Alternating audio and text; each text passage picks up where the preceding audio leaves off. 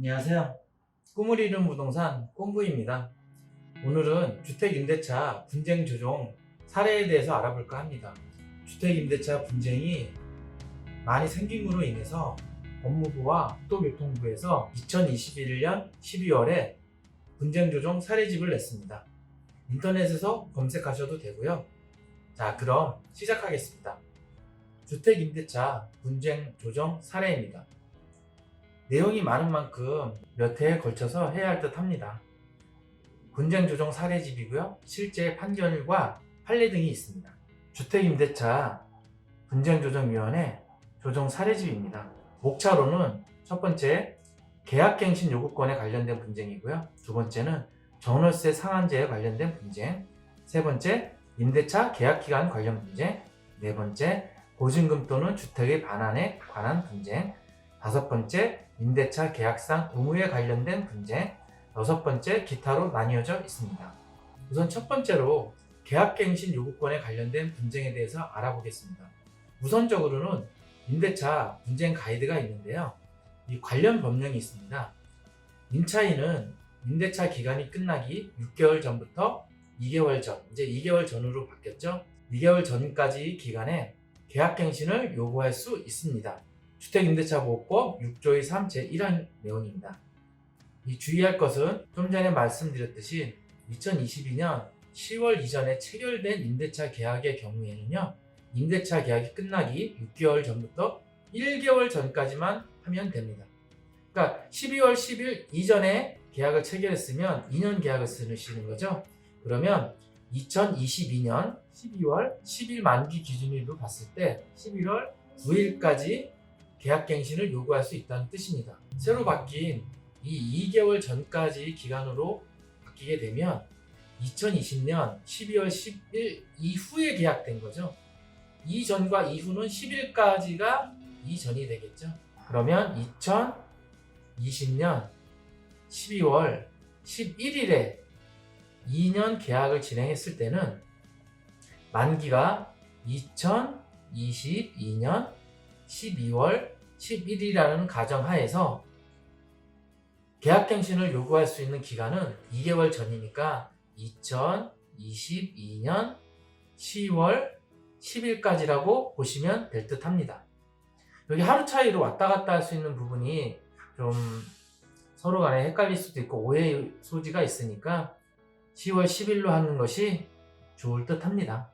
2번, 임대인은 임차인의 계약갱신 요구에 대해 법 제6조의 3 제1항 각호의 정당한 사유 없이 거절할 수 없습니다.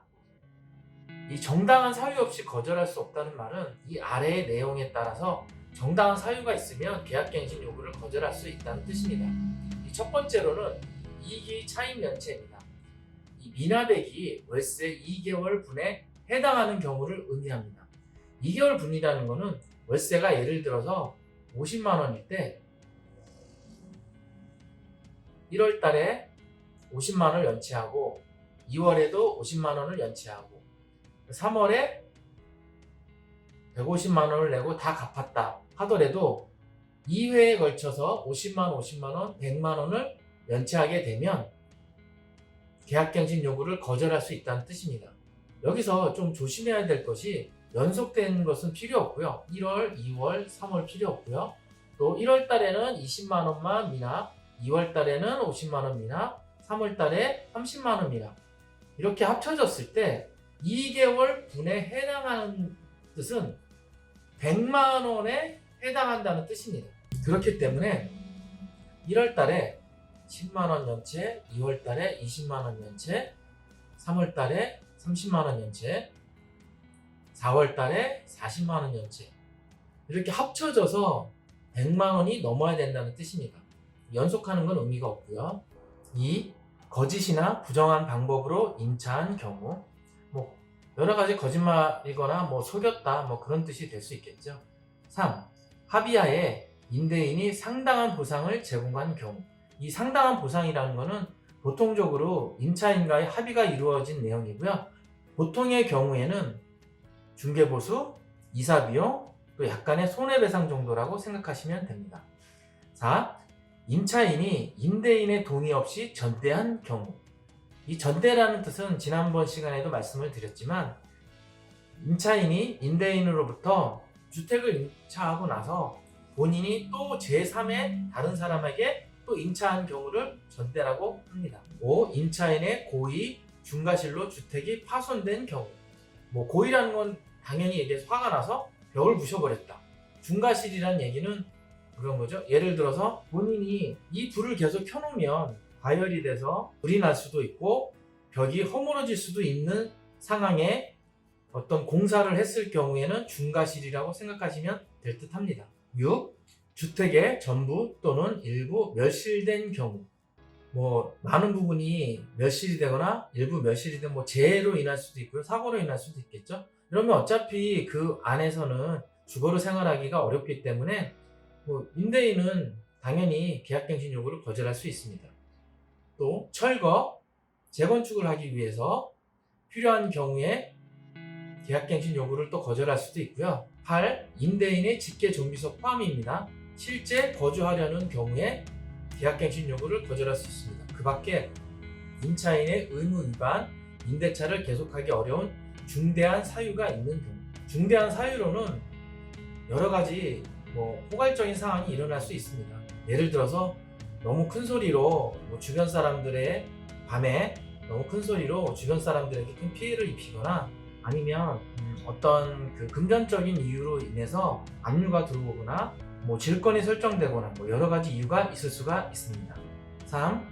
임대인이 실거주 계약갱신 후 2년이 만료되기 전에 정당한 사유 없이 제3자에게 목적주택을 임대한 경우 임대인은 갱신 거절로 임차인이 입은 손해를 배상해야 합니다.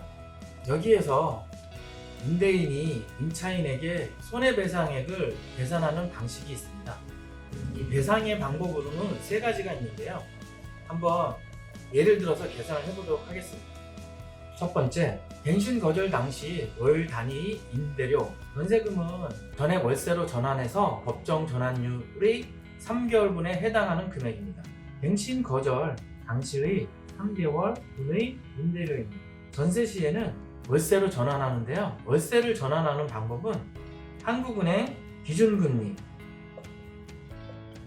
플러스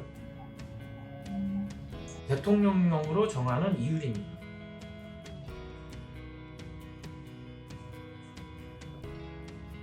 이 보통의 대통령 정하는 이율은 현재 2.0%고요. 한국은행 기준금리는 지금 계속 오르고 있죠.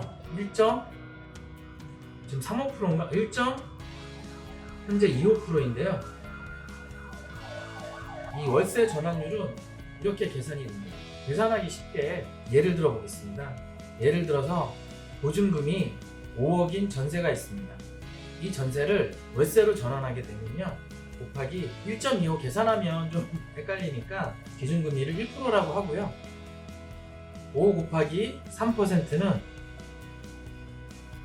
5억 곱하기 3%는 1,500만 원이죠. 이 1,500만 원을 12개월로 나눕니다. 그러면 한 달에 125만 원입니다. 이 125만 원에 3개월분 375만 원이 첫 번째 배상액이 되겠고요. 이 첫 번째 기준으로 375만 원이 나왔죠.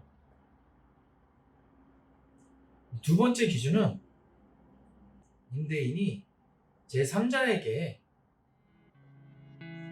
임대하여 얻은 환산 원차임, 임대하여 얻은 월차임과 거절 당시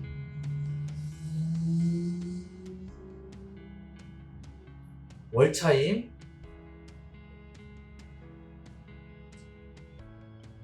서로 간의 차액에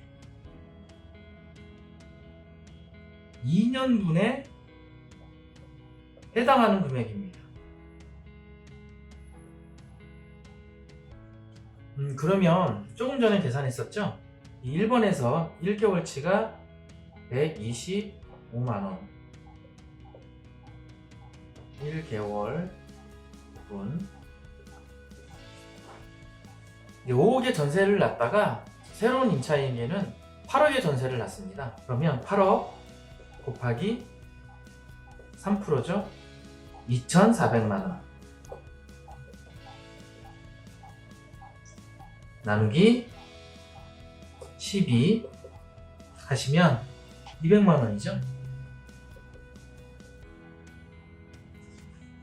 그러면 2번에서 월 200만원 빼기 1번에 있었던 125만원은 75만원이죠. 이 75만원에서 곱하기 2년치 월세로 계산한다 했으니까 24개월을 곱합니다. 그러면 자그마치 1,800만원입니다. 2번에서는 1,800만원이 나오신 거죠. 2번 1,800만원. 세 번째로 계약갱신 거절로 인한 임차인의 손해액입니다. 임차인의 손해액. 근데 이 세 번째 임차인의 손해액은 참 계산하기가 어렵습니다. 뭐 본인이 들어가는 집의 어떤 이율 계산이라든가 아니면 이사 비용, 뭐 수리 비용 어려울 수 있기 때문에 이 3번은 측정하기가 어렵고요. 이 1번 125만원과 2번 1,800만원 중 높은 금액이기 때문에 1,800만원을 손해배상해야 되는 금액으로 산정이 됩니다. 이 비교는 우선 저렴한 5억의 전세에 있다가 8억이라는 높은 전세를 받았을 때의 얘기고요. 실제적으로 금액은 당연히 변동이 있겠죠. 좀 전에 이 배상액을 계산을 해봤고요. 이 정당한 사유가 있습니다. 이 정당한 사유는 이제 임대인 입장이죠. 갱신 거절 당시 예측할 수 없었던 사정으로 제3자에게 임대할 수밖에 없는 불가피한 사유를 의미합니다. 가령 실거주하려던 직계 준비석이 갑자기 사망한 경우, 또는 실거주 중 해외 주재원으로 파견되는 경우 등이 있을 수 있고요.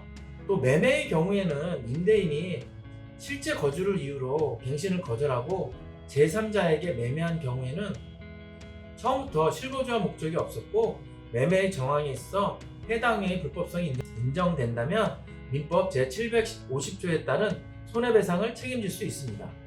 민법 제750조는 불법행위에 관련된 내용이고요. 고의 또는 과실로 인한 위법행위로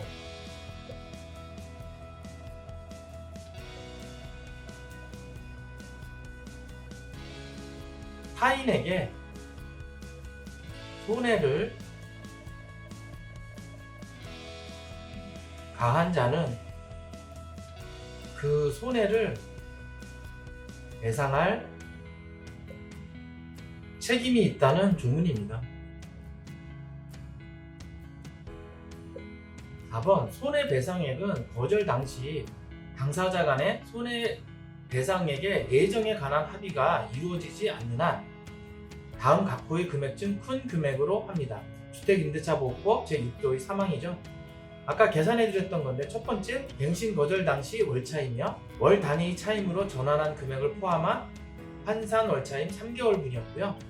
2번은 임대인이 제3자의 임대하에 얻은 환산 월차임, 갱신 거절 당시 환산 월차임 간의 차액의 2년분입니다. 3번 제1항 8호의 사유로 임대인의 실거주로 인한 갱신 거절로 임차인이 입은 손해액, 보통 이사 비용이나 중개보수, 수리 비용이 들 수가 있겠죠. 이 금액 중 큰 금액이라고 했지 않습니까?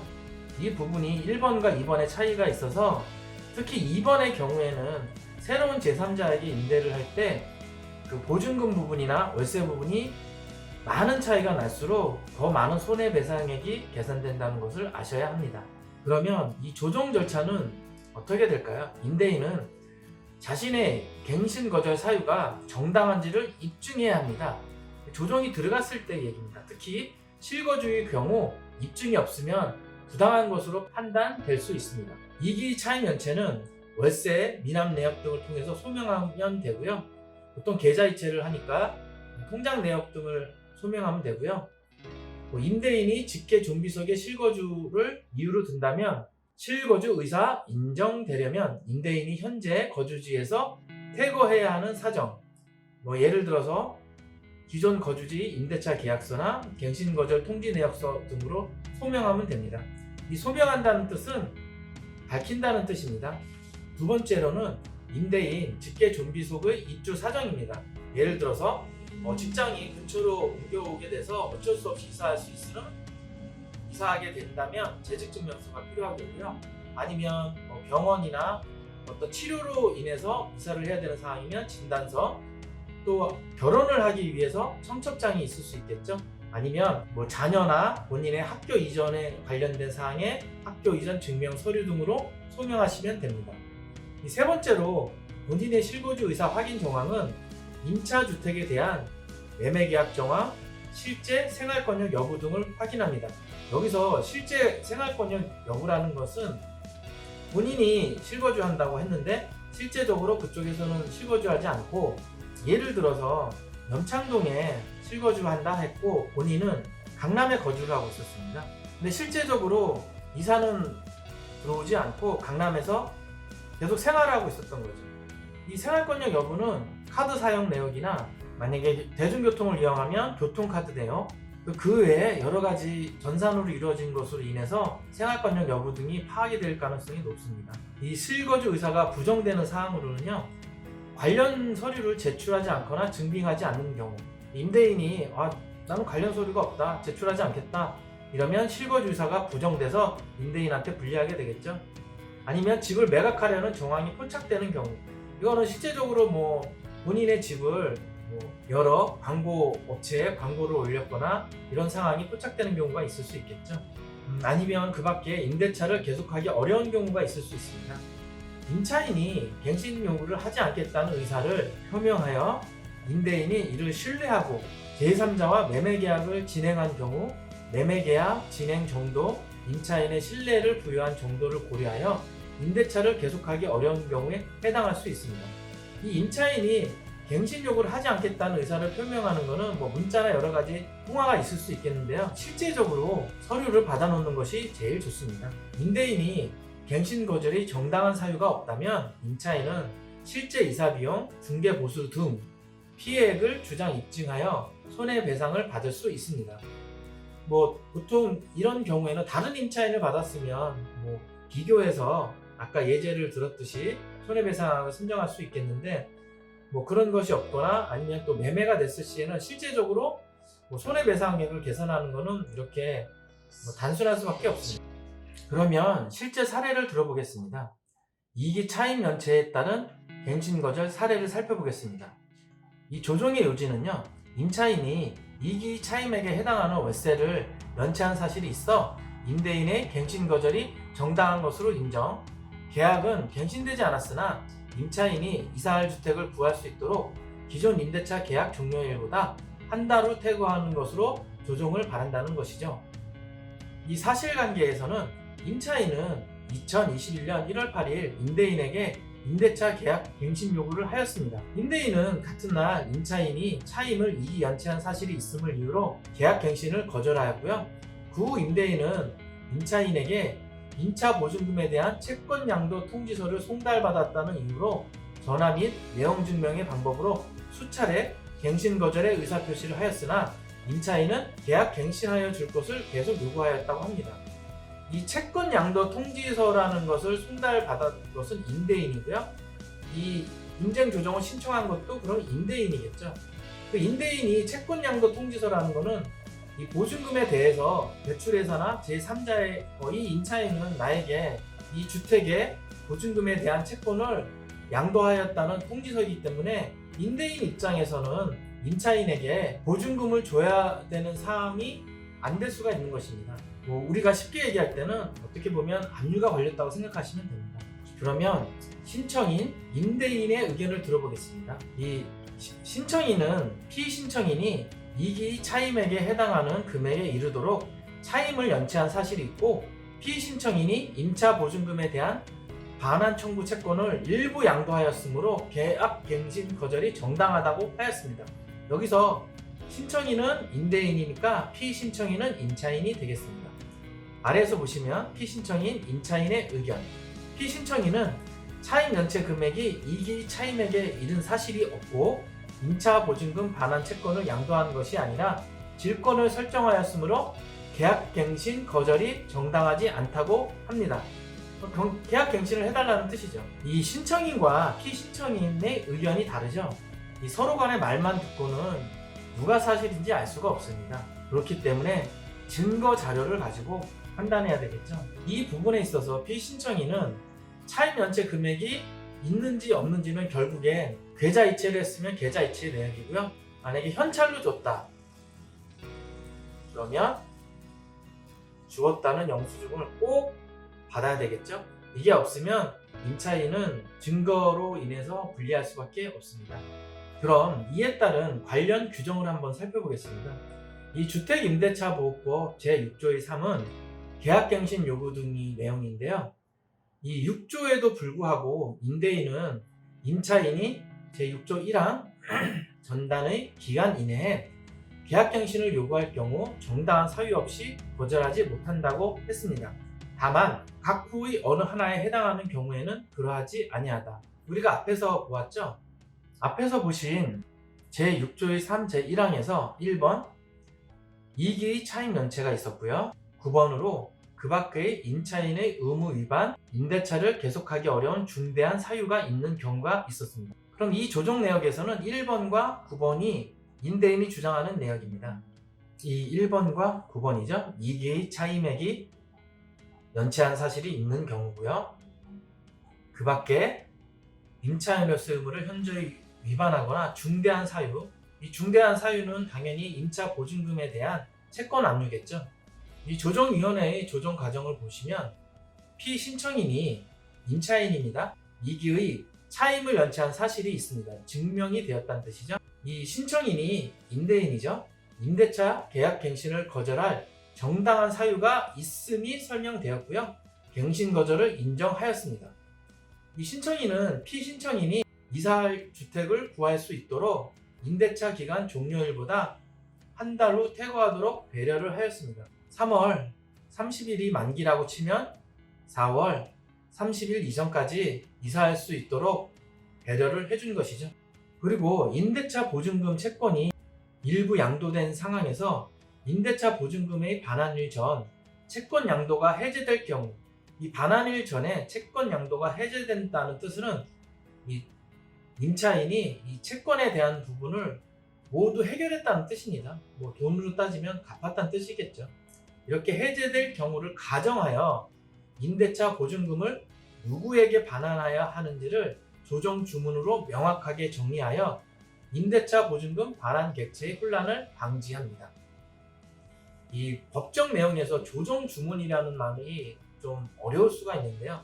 조정이라는 뜻은 아시겠지만 이 주문이라는 뜻은 쉽게 말씀드리면 주문이라는 뜻은 이 결론 부분을 말하는 것입니다. 이렇게 생각하면 쉬울 것입니다.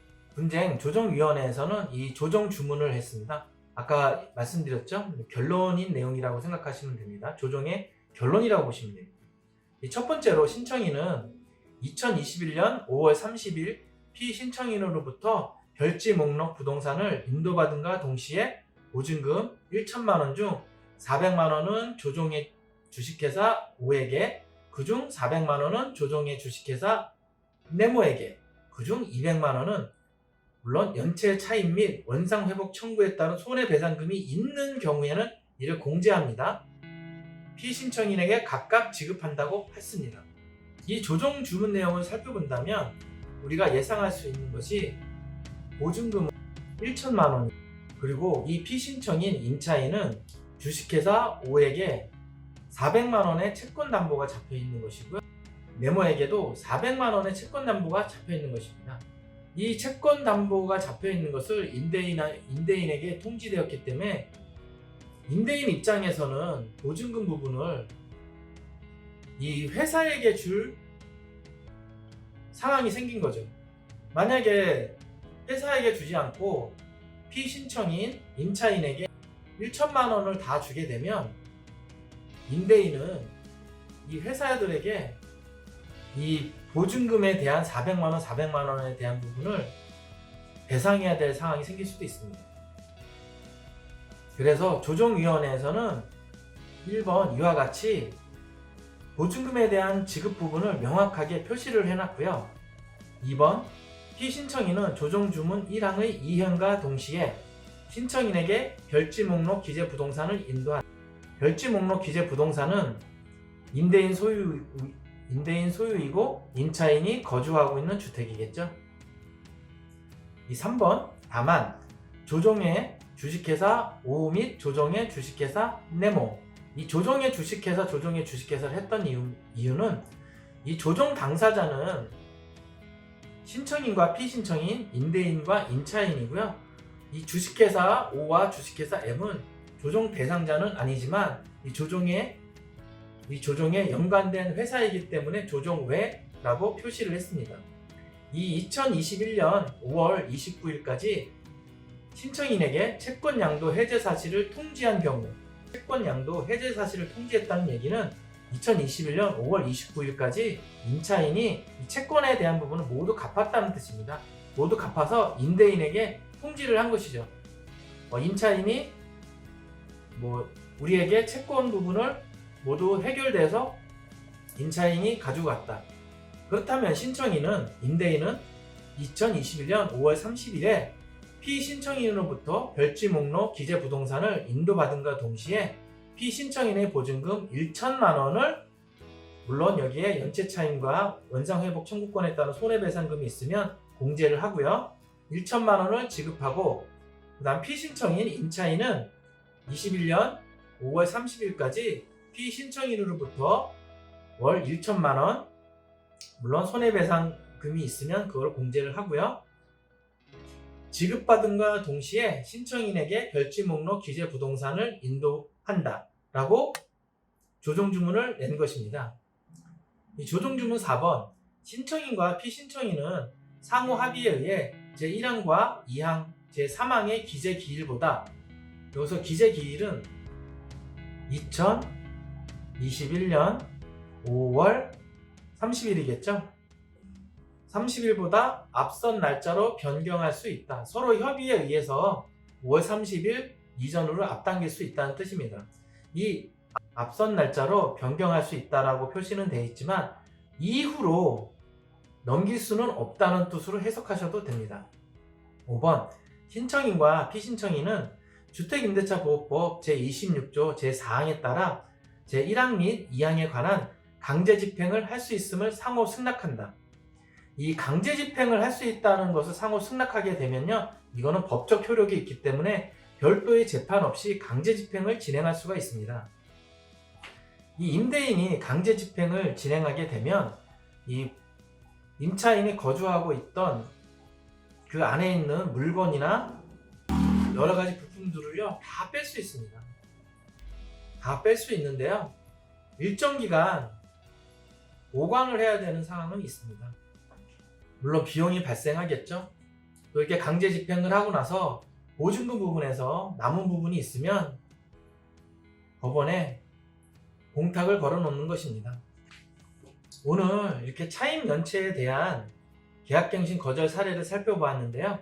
이 다음 시간에는 주택임대차 분쟁조정 사례 두 번째 시간으로 임대인이나 직계종비속 등의 입주 등에 관한 내용으로 실제 사례들을 살펴보도록 하겠습니다. 감사합니다. 다음 시간에 또 뵙겠습니다.